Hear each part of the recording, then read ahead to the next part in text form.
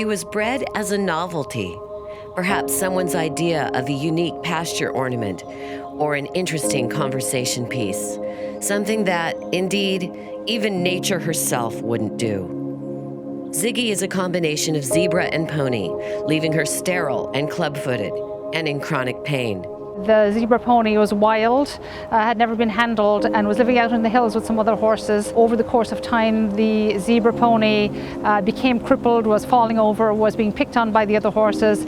She was always out there on her own, laying down.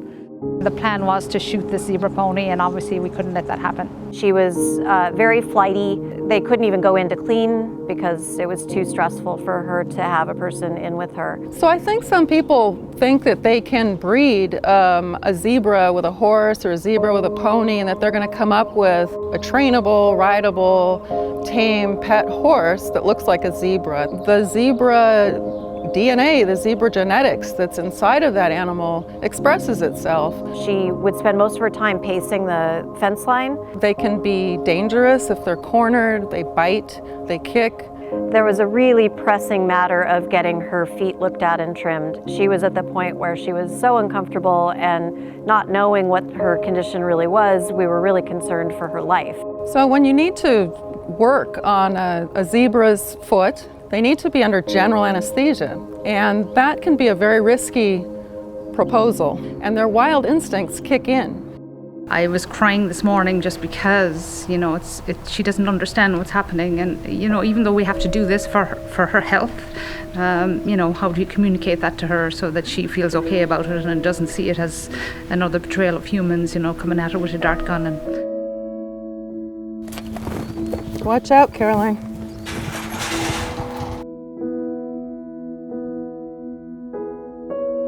Okay, go for it. Come on, let's go. Trust is about the most important thing for the animal to be able to understand what is happening to them and participate willingly in the process of working together, especially our goals working with Ziggy, getting her to participate in her health care and her day-to-day management with us. We've had a lot of questions about why we would put this much time and effort and money into one animal. And it's a reasonable question to ask, but when you meet an animal that is in need, that has potential, that needs help, and you have that expertise to help them, and you care, it's worth doing. It's something that calls to your heart. It's not a question to me of whether to do it or not. Every animal has intrinsic value in and of itself, is a sentient being that deserves proper care, and for whatever reason, this animal came into our lives and brought us all together.